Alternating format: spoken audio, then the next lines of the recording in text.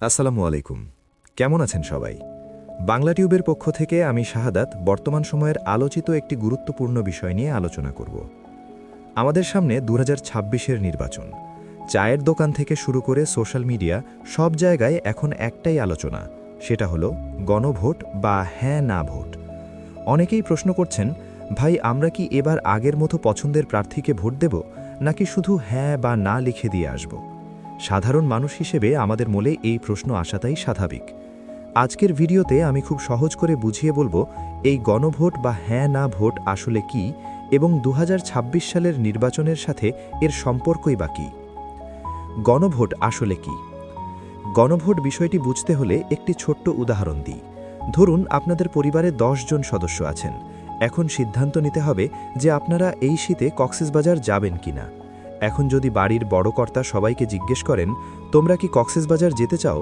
যারা যেতে চাও তারা হ্যাঁ বলো, আর যারা চাও না তারা না বলো।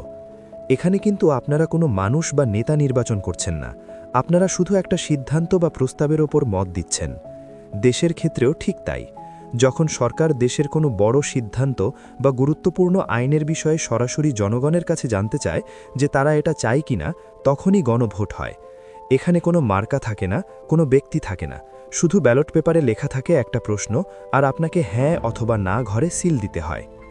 ২০২৬ সালের ফেব্রুয়ারিতে জাতীয় সংসদ নির্বাচন ও গণভোট একই দিনে অনুষ্ঠিত হবে।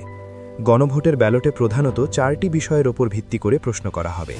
আপনি যদি সেগুলোতে সম্মতি থাকেন তাহলে হ্যাঁতে ভোট দিবেন, সম্মত না হলে নাতে ভোট দিবেন। এখন প্রশ্নগুলো কি তা জেনে নেই। ১. শাসন কাঠামো। নির্বাচনকালীন তত্ত্বাবধায়ক সরকার, নির্বাচন কমিশন ও অন্যান্য সাংবিধানিক প্রতিষ্ঠান জুলাই সনদে বর্ণিত প্রক্রিয়ার আলোকে গঠন করা হবে। ২.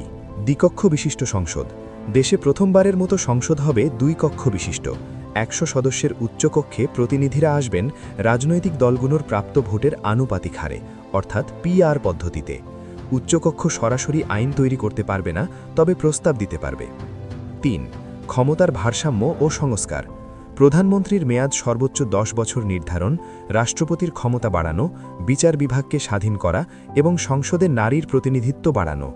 বিরোধী দল থেকে ডেপুটি স্পিকার ও সংসদীয় কমিটির সভাপতি নির্বাচনের বিধানও এখানে অন্তর্ভুক্ত। ৪. অন্যান্য সংস্কার। জুলাই সনদে বর্ণিত অন্যান্য সংস্কারও রাজনৈতিক দলগুলোর প্রতিশ্রুতি অনুযায়ী বাস্তবায়ন করা হবে। যদি হ্যাঁ জয়ী হয়, নির্বাচিত এমপিরা একযোগে সংবিধান সংস্কার পরিষদের সদস্য হবেন।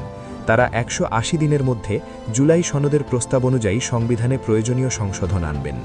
যদি না জয়ী হয়, এর অর্থ জনগণ সংস্কার প্রস্তাব প্রত্যাখ্যান করেছে এবং এখানেই এই প্রক্রিয়ার ইতি ঘটবে। এবারের নির্বাচনে একই সাথে ২ ধরনের ভোট হবে। সাধারণ নির্বাচনের মাধ্যমে আমরা একজন জনপ্রতিনিধি বা এমপি নির্বাচন করব। গণভোটের মাধ্যমে আমরা জুলাই জাতীয় সনদ অনুযায়ী সংবিধান সংস্কারে সম্মতি দিব কিংবা সংস্কার প্রস্তাবের প্রয়োজন নাই মর্মে সিদ্ধান্ত দিব। বর্তমান পরিস্থিতি ও আমাদের করণীয়। ২০২৬-এর ভোট যেভাবেই হোক, তা সাধারণ নির্বাচন হোক বা গণভোট কিংবা দুটোই একসাথে, আপনার ভোটটি যেন হয় সচেতন। আমরা অনেক সময় হুজুগে পড়ে বা কোনো নির্দিষ্ট মার্কার টানে ভোট দিই, কিন্তু এবার আমাদের প্রতিপাদ্য হল তারুণ্যের প্রথম ভোট মার্কা নয়, দেখে শুনে বুঝে হোক।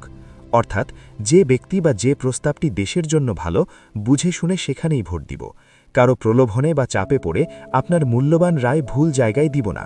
মনে রাখবেন, আপনার একটি ভোটই ঠিক করে দেবে আগামী দিনের বাংলাদেশ কেমন হবে।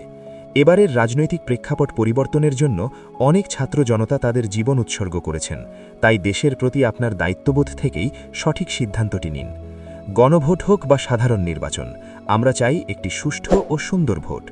ভিডিওটি ভালো লাগলে শেয়ার করুন, যাতে আপনার বন্ধু বা পরিচিত সাধারণ মানুষও বিষয়টি সহজে বুঝতে পারে। আজ এ পর্যন্তই, দেখা হবে পরের ভিডিওতে। পরের ভিডিওটি কী নিয়ে জানতে চান তা লিখে দিন কমেন্ট বক্সে। সে পর্যন্ত সকলকে ধন্যবাদ।